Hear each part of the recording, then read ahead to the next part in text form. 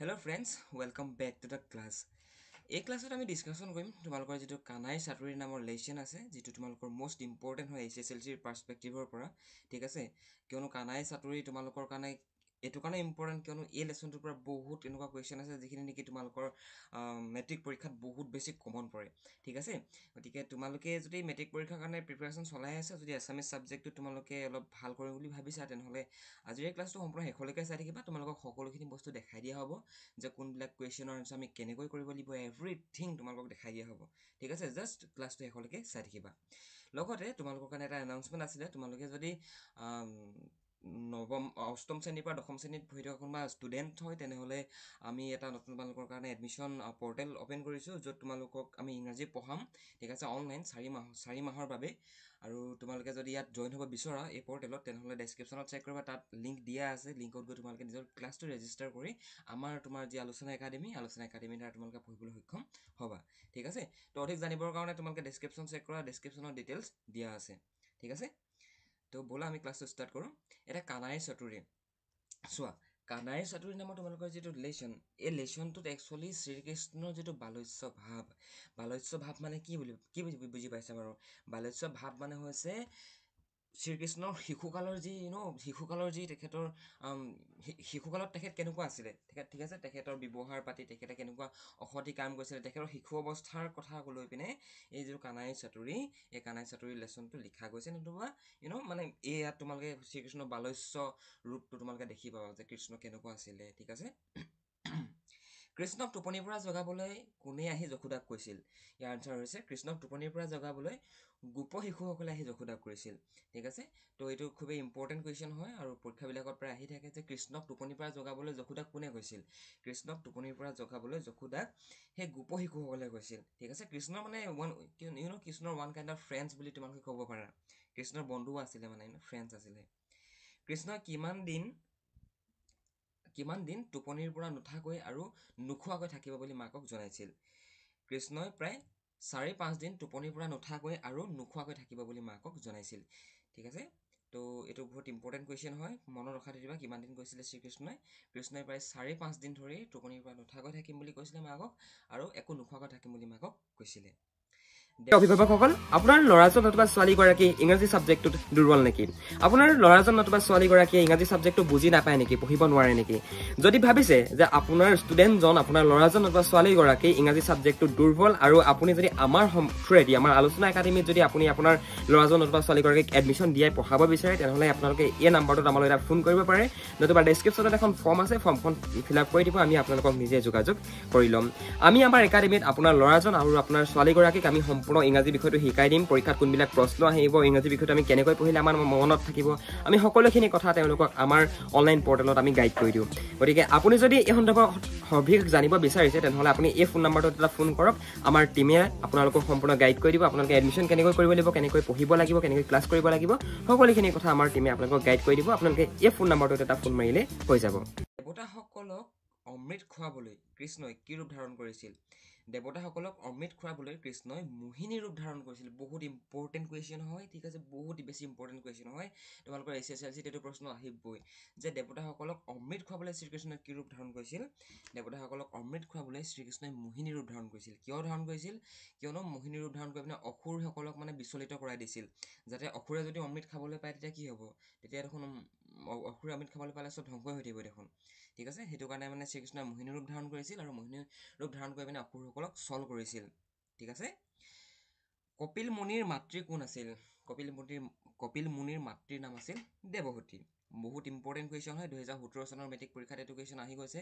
যে কপিল মুনিৰ মাতৃৰ নাম কি আছিল কপিল মুনিৰ মাতৃৰ নাম আছিল দেৱহতী 2017 চনৰ মেট্ৰিক পৰীক্ষাত আহি গৈছে কি ৰূপ ধাৰণ কৰি কৃষ্ণই বলিক চলনা কৰিছিল বলি আৰু বালি তোমালোকে নিশ্চয় জানা বলি দুইজন ডাঙৰ বীৰ আছিলে এটা সময়ত ঠিক আছে মানে বহুত ডাঙৰ বীৰ হয় দুজন যেতিয়া ৰাৱণে ভগৱান ৰামৰ যেতিয়া পত্নী সীতাক হৰণ কৰি ৰাৱণে যেতিয়া লৈ গৈছিলে তাৰ পৰৱৰ্তী পৰ্যায়ত ৰামে সহায় বিচাৰি পিনে মানে বালিৰ ওচৰলৈ গৈছিল কিন্তু বালিক কিন্তু সেই তাৰ ককাইক বলিয়ে মানে বহুত বেছি মানে কি অত্যাচাৰ চলাইছিল মানে তো সেইটো কাৰণে মানে ৰামৰ লগত সেই বালিয়ে লগ লাগি বলিক মাৰিছিল। তো বহুত এটা ইণ্টাৰেষ্টিং ষ্টৰি হয়, তোমালোকে পঢ়িবা চাবা পাবা, ঠিক আছে। বামন ৰূপ ধৰি শ্ৰীকৃষ্ণই বলিক ছলনা কৰিছিল। বামন পৰশুৰাম হলিৰাম বৰা শ্ৰীৰাম, নিশ্চয় পঢ়িছা। ইয়াত কৈছে যে কি তলত দিয়া শব্দবোৰৰ আধুনিক ৰূপ লিখা। আধুনিক ৰূপ হৈছে আখি, খেৰী, পোহাইল, নুজুৰাই, হন্তে, বিগুটীয়া, বিগুটীয়া মানে হৈছে গুটি নাইকিয়া, ঠিক আছে। তো এইবিলাক হৈছে পুৰণি ভাষা, ঠিক আছে। এইবিলাকৰ আমি আধুনিক ৰূপ লিখিব লাগিব। আখি মানে আহি, খেৰী মানে খেলা, পোহাইল মানে পোৱাল, নুজুৰাই মানে জোৰ নপৰে, হন্তে মানে পৰা, ঠিক আছে। বিগুটীয়া মানে ঠাট্টা কৰা বা গুটি নাইকিয়া। তলত দিয়া শব্দকেইটাৰ লিংগ পৰিৱৰ্তন কৰা। সুন্দৰী মাতৃ মামা, সুন্দৰী মানে সুন্দৰ, পিতা মাতৃ হ'লে পিতৃ হ'ব, মামী হ'লে মামা হ'লে মামী হ'ব, এটচেট্ৰা ধেৰ আছে ইয়াত। তো এইকেইটা তোমালোকে নিজে অকণমান চাই কৰিবা, ঠিক আছে। আমিতো আগৰ ক্লাছত অলৰেডি এইবিলাক ডিছকাশ্যন কৰি আহিছোঁ, বাট তোমালোকৰ কাৰণে যিখিনি মষ্ট ইম্পৰ্টেণ্ট হয় এক্সামৰ পাৰ্চপেক্টিভৰ পৰা সেইখিনিয়ে মই তোমালোকক ইয়াত এক্সপ্লেইন কৰাম। ইয়াত এটা কুৱেশ্যন আছে, মন কৰা। তথাপি তুহু দেশন্তে দৰত উৰি যায় মূৰ জিউ। এইষাৰ কাৰ উক্তি? কাক দেখি কিয় তেওঁৰ ভয়তে জিয় উৰি যায় বুলি কৈছে বুজাই লিখা। এইষাৰ কথা কোনে কাক কৈছে? এই উক্তিষাৰ কাৰ? এই উক্তিষাৰ হৈছে শিশু শ্ৰীকৃষ্ণৰ, ঠিক আছে। এই কথাষাৰ শিশু শ্ৰীকৃষ্ণৰ উক্তি।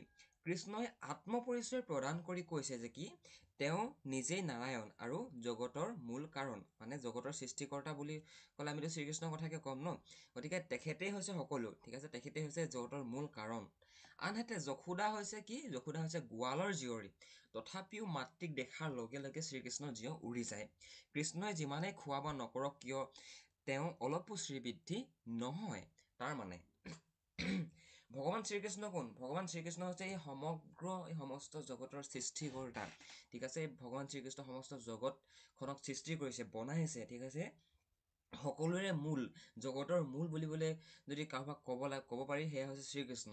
সেই শ্ৰীকৃষ্ণ ইমান ডাঙৰ, ইমান মহান হোৱাৰ পাছতো, ঠিক আছে, যশোদা এজনী সাধাৰণ গোৱালৰ জীয়ৰী, সেই গোৱালৰ জীয়ৰীগৰাকীক দেখাৰ পিছতেই মানে শ্ৰীকৃষ্ণৰ মানে মাতৃক দেখাৰ লগে লগে কি হয়, ভয়ত শ্ৰীকৃষ্ণৰ জিয়টো উৰি যায় বুলি কৈছে মানে, ঠিক আছে।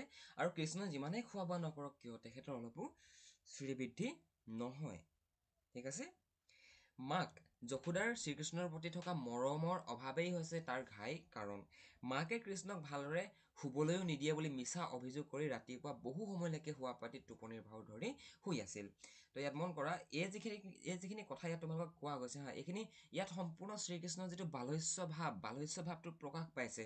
ইয়াত শ্ৰীকৃষ্ণই কৈছে যে কি মই যিমানে খোৱা বোৱা নকৰোঁ লাগে মই শকত আৱত নহওঁ, কিন্তু খোৱা বোৱা কৰিলেতো মানুহ শকত আৱত হ'বই। কিন্তু ইয়াত কি বুজাইছে? ইয়াত ভগৱান শ্ৰীকৃষ্ণক মাতৃ যশোদাই মৰম নকৰে বুলি কৈছে, ঠিক আছে। আৰু এই মৰমৰ অভাৱেই মানে শ্ৰীকৃষ্ণক শ্ৰীবৃদ্ধি হ'বলৈ দিয়া নাই, এই বুলি মানে শ্ৰীকৃষ্ণই মিছা অভিযোগ আনিছে, ঠিক আছে। তো শিশুবিলাক কেনেকুৱা হয়? শিশুবিলাক জেনেৰেলি সিহঁতি কমপ্লেইন কৰি ভাল পায়, সিহঁতি কিবা এটা ক'লে সিহঁতি ঠেৰ পাতে, ঠিক আছে। তো ইয়াত এইটো কথাকে তোমালোকে বুজি পাব লাগিব যে কি ইয়াত কি বুজাইছে। ইয়াত বুজাইছে শ্ৰীকৃষ্ণৰ সম্পূৰ্ণ বালস্য ভাৱ, শ্ৰীকৃষ্ণৰ শিশু অৱস্থাত তেখেত কেনেকৈ আছিলে, ঠিক আছে, কেনেকুৱা আছিলে তেখেতৰ ব্যৱহাৰ পাতি আচাৰ আচৰণ, সেইখিনি কথাকে ইয়াত বুজোৱা গৈছে, ঠিক আছে। মোহিনী স্বৰূপে অমৃত পিয়ালো সাধিলো দেৱৰ কাম। কোনে মোহিনীৰ ৰূপ ধাৰণ কৰিছিল আৰু তেওঁ কাক অমৃত খুৱাই দেৱতাৰ কাৰ্য সাধন কৰিছিল? খৰচী মাৰি লিখা। মষ্ট ইম্পৰ্টেণ্ট হয় এইটো কুৱেশ্যন 2018 চন, 17 চন, 16 চন, 15 চন, নন ষ্টপ এইটো কুৱেশ্যন তোমালোকৰ বৰ্ডৰ প্ৰি টেষ্ট এক্সামতো আহিছে আৰু তোমালোকৰ HSLC ফাইনেল এক্সামতো আহিছে, ঠিক আছে। তোমালোকে যদি ক্লাছবিলাক ভাল পাইছা ন, তেনেহ'লে তোমালোকে আমাৰ ক্লাছবিলাক বেলেগক ছাজেষ্ট কৰিবলৈ নাপাহৰিবা, কিয়নো আমি তোমালোকক যি ধৰণে এক্সপ্লেইন কৰি পঢ়াওঁ, অসমৰ কোনো এটা অৰ্গেনাইজেশ্যনে তোমালোকক কেনেকৈ নপঢ়ায়, আৰু তোমালোকক পঢ়াবৰ কাৰণে আমি নিজে পঢ়িব লাগে।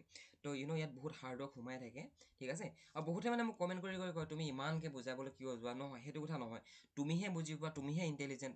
কিছুমান ষ্টুডেণ্টে বুজি নাপায় কথাবিলাক, আৰু পৰীক্ষাত মুখস্থ লিখিবলৈ মূৰ্খ ষ্টুডেণ্টে মুখস্থ কৰি পৰীক্ষা লিখিব যায়। তোমালোকে পৰীক্ষাত মুখস্থ কৰি গ'লে পাহৰি থাকিবা, সেইকাৰণে তোমালোকে বুজি পাব লাগিব। তোমালোকে যদি যিকোনো এটা কনচেপ্ট বুজি পোৱা, শিশুলীলা নতুবা কানাই চাতুৰি যদি ভালদৰে বুজি পোৱা, তেনেহ'লে তাৰ পৰা যেনেকুৱা কুৱেশ্যন নাহক লাগে সেই কুৱেশ্যনটোৰ আনচাৰ তোমালোকে প্ৰপাৰলি এটা ৰাইট ফৰ্মত কৰিব পাৰিবা, ৰাইট। কিন্তু যদি তোমালোকে মুখস্থ কৰি যোৱা, মুখস্থ কৰি গ'লে পাহৰি যাবা, কিমান মুখস্থ কৰিবা, ঠিক আছে। গতিকে সেইটো কাৰণে সকলোৰ বাবে মানে এনেকৈ বুজাই পঢ়াবলগীয়া হয়, ঠিক আছে। সেইটো কাৰণে নেগেটিভ কমেণ্ট নকৰিবা, অ'কে। কৃষ্ণই মোহিনী ৰূপ ধাৰণ কৰিছিল। তেওঁ দেৱতাসকলক অমৃত খুৱাই অমৰত্ব প্ৰদান কৰিছিল। এই অমৃত লাভৰ বাবে দেৱতা আৰু অসুৰ সকলো মিলি সাগৰ মন্থন কৰিছিল যদিও মোহিনী ৰূপেৰে অসুৰক মোহজালত পেলাই দেৱতাক অমৃত পানৰ সুযোগ দিয়া হৈছিল। তো ইয়াত এটা কথা বুজি ল'বা, মোহিনী ৰূপ শ্ৰীকৃষ্ণই এইটো কাৰণে ধাৰণ কৰিছিল কিয়নো চোৱা, যেতিয়া সাগৰ মন্থন কৰা গৈছিল, সাগৰ মন্থনৰ দ্বাৰাই অমৃত ওলাইছিল।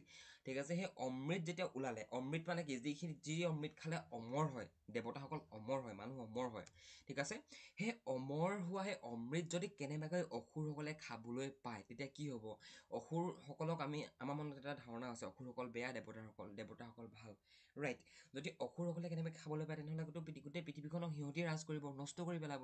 তো সেইটো কাৰণে ভগৱান শ্ৰীকৃষ্ণই কি কৰিছিলে, মোহিনী ৰূপ ধাৰণ কৰিছিলে। মোহিনী ৰূপ ধাৰণ কৰি পিনে মানে নাচি বাগি পিনে অমৃতখিনি মানে সেই অসুৰক মানে অসুৰে খোৱাৰ পৰা মানে সিহঁতক সিহঁতৰ চল কপট কৰিছিল, মানে সিহঁতক মুহ জালত পেলাইছিল অসুৰসকলক। ঠিক আছে, অসুৰসকলে মোহিনীক চাই আছিল, যে চাই থাকোঁতে সিহঁতৰ সময় গ'ল। তাৰপিছত দেৱতাসকলে সেই অমৃতখিনি খাই পেলালে। ঠিক আছে, এটা ভগৱান শিৱৰ যিটো ডিঙিটো তোমালোকে মন কৰিবা, এটা নীলা ৰঙৰ এটা কিবা এটা থাকে। সেইটো কি জানা, যেতিয়া নেকি সাগৰ মন্থন কৰা গৈছিলে, সাগৰ মন্থনত অমৃত ওলাইছিলে হয়, কিন্তু অমৃতৰ লগতে তাত বিহু ওলাইছিলে। ঠিক আছে, তো সাগৰ মন্থনৰ যোগেদি যিখিনি বিষ ওলাইছিলে, সেই বিষখিনি মানে ভগৱান শিৱই খাই দিছিলে। তো সেই বিষখিনি খোৱাৰ কাৰণে ভগৱান শিৱৰ সেই ডিঙিটো সেইডোখৰ নীলা নিচিনা হৈ থাকে। ঠিক আছে, তো মেবি বুজি পালা মেইন ষ্টৰিটো। অভিভাৱকসকল, আপোনাৰ ল'ৰাজন নতুবা ছোৱালীগৰাকী ইংৰাজী ছাবজেক্টটোত দুৰ্বল নেকি? আপোনাৰ ল'ৰাজন নতুবা ছোৱালীগৰাকীয়ে ইংৰাজী ছাবজেক্টটো বুজি নাপায় নেকি, পঢ়িব নোৱাৰে নেকি? যদি ভাবিছে যে আপোনাৰ ষ্টুডেণ্টজন, আপোনাৰ ল'ৰাজন নতুবা ছোৱালীগৰাকী ইংৰাজী ছাবজেক্টটো দুৰ্বল, আৰু আপুনি যদি আমাৰ থ্ৰুৱেদি, আমাৰ আলোচনা একাডেমীত যদি আপুনি আপোনাৰ ল'ৰাজন নতুবা ছোৱালীগৰাকীক এডমিশ্যন দিয়াই পঢ়াব বিচাৰে, তেনেহ'লে আপোনালোকে এই নাম্বাৰটোত আমালৈ এটা ফোন কৰিব পাৰে, নতুবা ডেছক্ৰিপশ্যনত এখন ফৰ্ম আছে, ফৰ্মখন ফিল আপ কৰি দিব, আমি আপোনালোকক নিজে যোগাযোগ কৰি ল'ম। আমি আমাৰ একাডেমীত আপোনাৰ ল'ৰাজন আৰু আপোনাৰ ছোৱালীগৰাকীক আমি সম্পূৰ্ণ ইংৰাজী বিষয়টো শিকাই দিম। পৰীক্ষাত কোনবিলাক প্ৰশ্ন আহিব, ইংৰাজী বিষয়টো আমি কেনেকৈ পঢ়িলে আমাৰ মনত থাকিব, আমি সকলোখিনি কথা তেওঁলোকক আমাৰ অনলাইন পৰ্টেলত আমি গাইড কৰি দিওঁ। গতিকে আপুনি যদি এই সন্দৰ্ভত সবিশেষ জানিব বিচাৰিছে, তেনেহ'লে আপুনি এই ফোন নাম্বাৰটোত এটা ফোন কৰক। আমাৰ টিমে আপোনালোকক সম্পূৰ্ণ গাইড কৰি দিব, আপোনালোকে এডমিশ্যন কেনেকৈ কৰিব লাগিব, কেনেকৈ পঢ়িব লাগিব, কেনেকৈ ক্লাছ কৰিব লাগিব, সকলোখিনি কথা আমাৰ টিমে আপোনালোকক গাইড কৰি দিব। আপোনালোকে এই ফোন নাম্বাৰটোত এটা ফোন মাৰিলে হৈ যাব। এতিয়া ইয়াত চাবা হা, তোমালোকে যদি যিবিলাক মাইথলজিকেল কনচেপ্ট নতুবা ফিল্ম নতুবা ৱেব ছিৰিজ সেইবিলাক যদি চোৱা, এইবিলাক কনচেপ্ট তোমালোকে ইজিলি বুজি পাবা। তোমালোকে আকৌ এক্সট্ৰা পঢ়িবলৈ দৰকাৰে নাই। ঠিক আছে, তো সেইকাৰণে চালে সদায় ভাল বস্তু চাব লাগে। মাকৰ কি গুণৰ কথা ক'বলৈ শিশু শ্ৰীকৃষ্ণৰ লাজ লাগে বুলি কৈছিল? কথাখিনি তোমাৰ নিজৰ ভাষাৰে বহলাই লিখা। মই চমুকৈ তোমালোকক এক্সপ্লেইন কৰি দিছোঁ, আৰু এইটো কুৱেশ্যন আমি অলৰেডি এক্সপ্লেইন কৰি আহিছোঁ যে কি মাকৰ কি গুণৰ কথা শ্ৰীকৃষ্ণক ক'বলৈ লাজ লাগে। যশোদাক নগৰবাসীয়ে কাঠ বাজি বুলি হাঁহিছিল যদিও কৃষ্ণই তেওঁৰ ঘৰত পুত্ৰৰূপে আহি সেই দুখ দূৰ কৰিলে। এতিয়া চোৱা হা, কাঠবাজি শব্দটোৰ মিনিং কি জানা? কিছুমান মহিলাৰ সন্তান দিব পৰা, মানে সন্তান জন্ম দিব পৰা ক্ষমতা নাথাকে, তেওঁলোকক মানে সমাজত মানে কাঠবাজি বুলি হাঁহে, মানে কয়। ঠিক আছে, কিন্তু তোমালোকে নাহাঁহিবা। ঠিক আছে, মই জাষ্ট তোমালোকৰ ইনফৰমেশ্যনৰ কাৰণে মই জাষ্ট কথাটো তোমালোকক বুজাব বিচাৰিছোঁ। ঠিক আছে, তোমালোকে কাকো সেনেকৈ নাহাঁহিবা। ঠিক আছে, এইবিলাক নকৰিবা। মানে মই জাষ্ট তোমালোকক এডুকেশ্যনেল পাৰপাছৰ পৰা বুজাইছোঁ যে এইটোৰ কথাই কি বুজায়, মানে কাঠবাজি বুলি ক'লে কি বুজায়।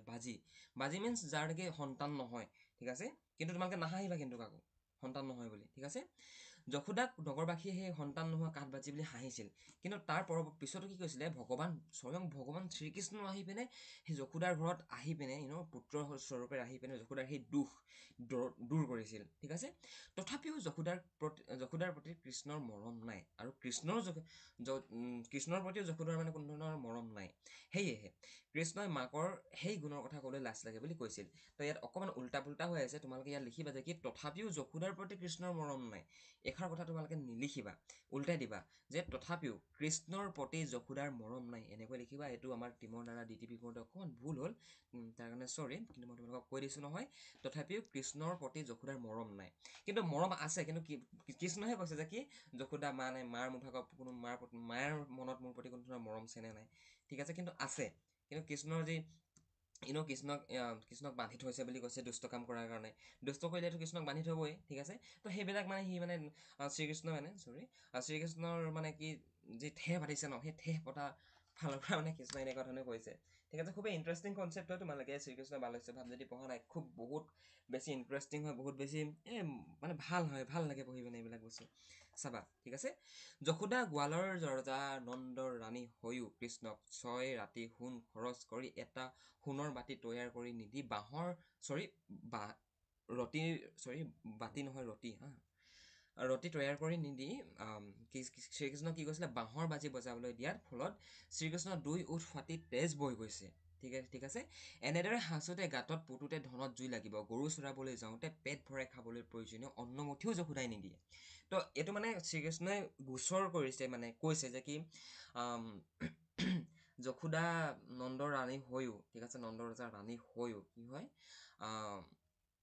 শ্ৰীকৃষ্ণক 6 ৰতি, কেৱল মাত্ৰ 6 ৰতি সোণ খৰচ কৰি এটা সোণৰ বাঁহী তৈয়াৰ কৰি নিদিয়ে। ঠিক আছে, তাৰ ফলত শ্ৰীকৃষ্ণই বাঁহৰ বাঁহী বজাবলগীয়া হয়, আৰু সেই বাঁহৰ বাঁহী বজোৱাৰ ফলত শ্ৰীকৃষ্ণৰ যি ওঠ লিপছ, সেই ওঠকেইটা ফাটি গৈছে বুলি মানে শ্ৰীকৃষ্ণই কমপ্লেইন কৰিছে। আৰু কৈছে কি এনেকৈ তোমাৰ এই ধন, যশোদাক কথা কৈছে যে যশোদাই এনেকৈ ধন সাঁচোতে কি হ'ব, সেই ধনৰ গাঁতত নতুবা ধনতহে জুই লাগিব। ঠিক আছে, আৰু ইয়াত শ্ৰীকৃষ্ণই গোচৰ যোগ কৰিছে যে কি গৰু চৰাবলৈ গ'লেও শ্ৰীকৃষ্ণক মানে পেট ভৰাই এমুঠি অন্ন মানে প্ৰদান নকৰে যশোদাই। ঠিক আছে, এইবুলি মানে গোচৰ ৰুজুৰ কৰিছে। ঠিক আছে, এগৰাহ খাই পিছৰ গৰাহ খাবলৈ নোজোৰাৰ বাবে শ্ৰীকৃষ্ণই আধা পেটীয়াকৈ নতুবা আধা পেটী হৈ কটাবলগীয়া হয়। গৰু চৰাওঁতে কাঁইতে বিন্ধি তেওঁক নুগুৰ নাকটিক কৰে, কঠিন ৰ'দতো নতুৱা সাজ পিন্ধি গৰু চৰাই ফুৰিব লাগে। কেঁকুৰা চুলিবোৰত ধূলি পৰি কুকুহা পৰি যায়। বহুদিন তেল নহনাৰ বাবে শ্ৰীকৃষ্ণৰ চুলিত কি হয়, জটাও বান্ধি যায়। ঠিক আছে, গতিকে কৃষ্ণই বৃন্দাবন এৰি মথুৰালৈ গুচি যাব আৰু যশোদাই পুত্ৰশোকত কান্দি মৰিব লাগিব। এনেদৰে শ্ৰীকৃষ্ণই যশোদাৰ হৃদয়হীন অন্তৰৰ স্বৰূপ প্ৰকাশ কৰিছে। দেখিছা, কিন্তু ইয়াত এইটো কথা কিন্তু স্পষ্ট নহয় যে কি যশোদাই শ্ৰীকৃষ্ণক খাবলৈ দিয়েছিলে নে নাই দিয়া। শ্ৰীকৃষ্ণই ইয়াত গোচৰহে ৰুজু কৰিছিল। ঠিক আছে, হয়, যশোদাই শ্ৰীকৃষ্ণক ভাল পাইছিল, মৰম কৰিছিল, কিন্তু অসতি কাম যদি তোমালোকে কৰা, তোমালোককো ঘৰত পিটিব, ৰাইট? তো সেই মানে শ্ৰীকৃষ্ণই যিহেতু পুৰা অসতি কাম কৰিছিলে। ঠিক আছে, মই তোমালোকক মানে এটা ষ্টৰি ৱাইজত বুজাব গৈছোঁ, তোমালোকে আকৌ নক'বা যে কি পলাশদাই ভগৱানকে এটা সেইটো বুলি কৈছে, সেইটো কথা নহয়। মানে মই এটা ষ্টৰি পাৰ্চপেক্টিভৰ পৰা তোমালোকক মই বুজাব বিচাৰিছোঁ কথাটো। ঠিক আছে, তো সেয়াই মানে ভগৱানে কিমান দূৰ সত্য কিমান দূৰ অসত্য মানে কোনো নাজানে, নবডি ন'জ। বাট শ্ৰীকৃষ্ণ মানে অসতি আছিলে মানে সৰু অৱস্থাত। ঠিক আছে, মাটি খাই দিছিলে, গম পোৱা। মাটি খোৱাৰ পাছত শ্ৰীকৃষ্ণৰ জিভাখন যেতিয়া, মুখখন যেতিয়া চাইছিলে যশোদাই, তেতিয়া তাত গোটেই পৃথিৱীখন দেখিছিলে, গোটেই ইউনিভাৰ্চ, গোটেই ব্ৰহ্মাণ্ডখন দেখিছিলে। তো খুবেই ইণ্টাৰেষ্টিং হয় এইবিলাক, পঢ়িবা, শুনিবা, চাবা, মেলিবা, বহুত ভাল হয়। আৰু এটা কথা কি জানা, এই পৃথিৱীত জ্ঞানতকৈ ডাঙৰ বস্তু একো নাই। তোমাৰ ওচৰত যদি নলেজ থাকে, তোমালোকে যিকোনো কাম কৰিব পাৰিবা, নলেজটোৱে মেইন মানে। ঠিক আছে, নেক্সট আহিলে চমুটুকা লিখা বামন, দেৱহূতি, কপিল, শ্ৰীধৰ কন্দলী আৰু দৈৱকী। দৈৱকীৰ অষ্টম পুত্ৰ যাৰ নামে শ্ৰীকৃষ্ণ। ঠিক আছে, দৈৱকীৰ অষ্টম পুত্ৰ যাৰ নামে শ্ৰীকৃষ্ণ। এইবিলাক আমাৰ অসমীয়া কিছুমান হৰিনামো আছে, সেইবিলাক শুনিবা। এতিয়া চোৱা, চমুটুকাখিনি আমি আগৰ ক্লাছত ডিছকাশ্যন কৰি আহিলোঁ, গতিকে এইখিনি তোমালোকক এইটো ক্লাছতো আকৌ এগেইন ডিছকাশ্যন নকৰাওঁ। ঠিক আছে, নেক্সট তোমালোকৰ বাবে ইয়াত দুষাৰি ব্যাখ্যা কৰা আছে। এই শাৰী দেখিছা, কাঠবাজি বুলি, কবিতাটোত কাঠবাজি বুলি কাক কোৱা হৈছে আৰু ইয়াৰ অৰ্থ কি? এই অপবাদৰ পৰা তেওঁ কোনে ৰক্ষা কৰিলে, ইয়াৰ কথা আমি অলৰেডি, এইটো প্ৰশ্নৰ উত্তৰ আমি অলৰেডি ডিছকাশ্যন কৰি আহিছোঁ কিন্তু। ঠিক আছে, কাক কৈছিলে? যশোদাক কৈছিলে। ঠিক আছে, তাৎপৰ্য ব্যাখ্যা কৰা। কাঠবাজি বুলি জগতে হাঁহে। ঠিক আছে, দেখিলে সুমেৰু হৰি, মই আহি তোৰ ঘৰে পুত্ৰ ভৰিলোঁ, সিটো দুখ দূৰে কৰি। তো এইষাৰ কথাই তাৎপৰ্য ব্যাখ্যা কৰিবও কৈছে। তো লিখিবা, প্ৰসংগ সংগতি লেখা লিখোঁ বুলি ক'লেও পাৰিবা তোমালোকে, সেনেকুৱা ধৰণে আহিবলৈ আছে পৰীক্ষাত। আৰু এইষাৰ আমি অলৰেডি আগৰ ক্লাছত ডিছকাশ্যন কৰি আহিলোঁ। তাৰমানে চোৱা, যশোদাক মানে কাঠবাজি বুলি মানুহে হাঁহিছিল। আমি আগতে যিখিনি কথা পঢ়িলোঁ সেইখিনি কথাই মানে। ঠিক আছে, হাঁহিছিল, কিন্তু সেই হহাৰ স্বত্তেও মানে স্বয়ং শ্ৰীকৃষ্ণ, ভগৱান শ্ৰীকৃষ্ণ এজ এ ছান, এজন পুত্ৰ হিচাপে যশোদাৰ ঘৰত আহি পিনে কি হ'ল, পদাৰ্পণ কৰিলেহি। কিন্তু তাৰ পাছতো মানে যশোদাৰ শ্ৰীকৃষ্ণৰ প্ৰতি কোনো ধৰণৰ মৰম চেনেহ নাই মানে। ঠিক আছে, তো সেইটো কথাকে মানে ইয়াত কৈছে। ঠিক আছে, মোহিনী স্বৰূপে অমৃত পিয়ালো, সাধিলো দেৱৰ কাম, তোমাৰ ঘৰে আহি বৰ যশ পাইলোঁ, লৈলো দধিচুৰ নাম। তো এইটো বহুত ফানি হয় এই যি ব্যাখ্যা কৰা। চোৱা, মোহিনী স্বৰূপে অমৃত পিয়ালো, মানে মোহিনীৰ ৰূপ ধৰি মানে শ্ৰীকৃষ্ণ অমৃত পিয়ালে, সাধিলো দেৱৰ কাম, দেৱতাৰ কাম সাধিলে, তোমাৰ ঘৰে আহি বৰ যশ পাইলো লৈলো দধিচুৰ নাম। এতিয়া যশোদা কৈছে যে কি তোমাৰ ঘৰলৈ আহি পিনে মই বৰ যশ পাইছোঁ যে মই তোমাৰ ঘৰত আহি পিনে মই দধিচুৰ নাম পাইছোঁ মই দধিচুৰ মই গাখীৰ চুৰ ঠিক আছে দুগ্ধ ঠিক আছে দধিচুৰ নাম পাইছোঁ ঠিক আছে। বহুত ফানি হয় এইবিলাক আৰু বহুত ভাল লাগে পঢ়ি পিনে ঠিক আছে। আৰু ষ্টৰি ৱাইজত যদি তোমালোকে বুজি পাবলৈ চেষ্টা কৰা দেন তোমালোকৰ এই কনচেপ্টবিলাক ইজিলি কাকো সুধিবৰ প্ৰয়োজন নাই। জাষ্ট আমাৰ ক্লাছবিলাক চাবা, ঘৰতে থাকিবা, ঘৰতে থাকি এই ক্লাছবিলাক তোমালোকে যদি কৰি থাকা তোমালোকৰ সম্পূৰ্ণ কথাবিলাক নিজে নিজে ক্লিয়াৰ হৈ যাব ঠিক আছে। তো বাকী সিমানেই আছিলে। তোমালোকে যদি ক্লাছটো ফ্ৰীকৈ ইউটিউবত চাই আছা তেনেহ'লে তোমালোকে এডমিশ্যন লৈ ল'বা, লিংক ডেছক্ৰিপশ্যনত পাই যাবা। তোমালোকৰ যি ইংৰাজী দশম শ্ৰেণীৰ ইংৰাজী যি পাঠ্যক্ৰম আমি ষ্টাৰ্ট কৰি দিলোঁ। তোমালোকে যদি বিচৰা, যদি মেট্ৰিক পৰীক্ষাৰ কাৰণে প্ৰিপেৰেশ্যন চলাই আছা, যিটো ইয়েৰতে চলাই নাথাকা লাগে 23ত নতুবা 40ত, তোমালোকে কিন্তু আমাৰ পৰ্টেলত যদি জইন হোৱা তোমালোকক আমাৰ পৰ্টেলৰ পৰা 100% তোমালোকক সুবিধা প্ৰদান কৰা যাব ঠিক আছে। চ' অধিক জানিব পৰাৰ বাবে ডেছক্ৰিপশ্যন চেক কৰিবলৈ নাপাহৰিবা ঠিক আছে। বাই বাই, বেলেগ এটা ভিডিঅ'ত লগ পাম।